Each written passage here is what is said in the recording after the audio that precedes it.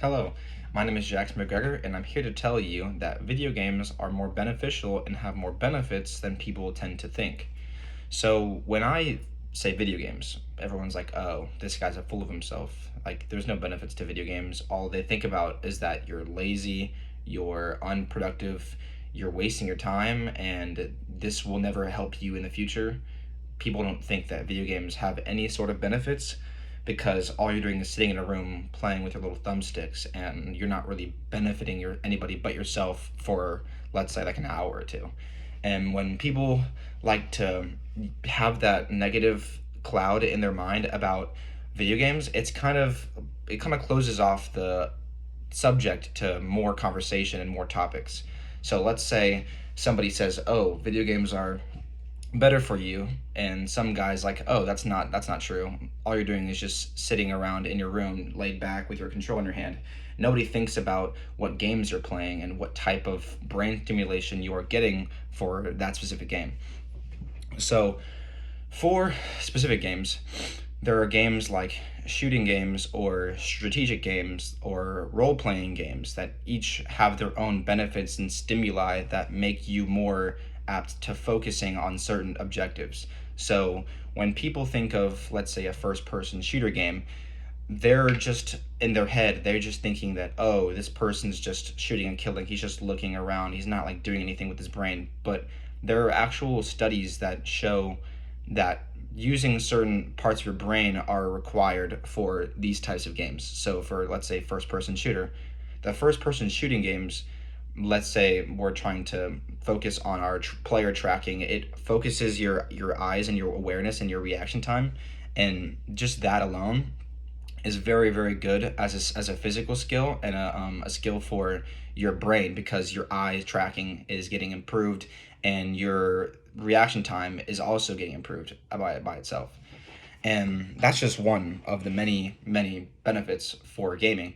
But I'm not going to sit here and say that gaming is, oh, the best thing you can do, because there are obviously other ways to improve yourself in those certain aspects of yourself. You're not just going to get better at certain things by only playing video games. People would just like to say that you can do other things rather than video games, but they never actually give those people a shot at explaining themselves when they say, oh yeah, video games aren't all bad, they can do this and this and that for your own benefits.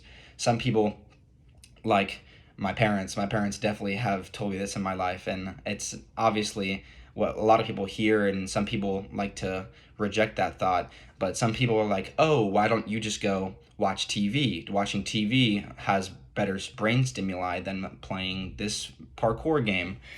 Some like to believe that, but what I think of it is that when you're watching TV, you're just sitting on a couch and you're watching other things happen, and you're not really inputting your own skill when it comes to doing something. Let's say you're playing a parkour game or a role playing game. You're actually putting in your own outwards, your own subjective and your own opinions and your own inputs. Like, you're the one controlling your game.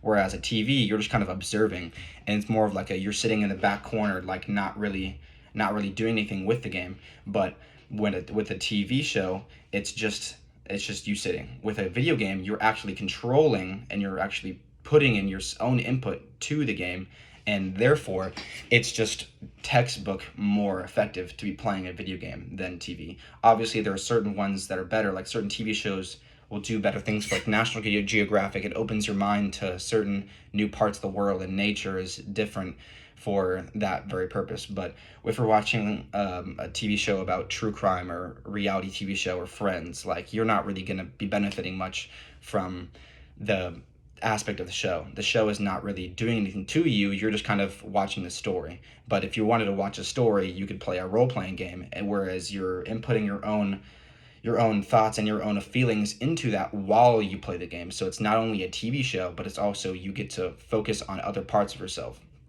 Now, that's just one of the many cornerstones of video games and how they can help you, but video games definitely get the bad rep when it comes to, oh, you guys are just wasting your time, you're not really doing anything. Like, let's say a game like Rocket League. Rocket League is a very good example.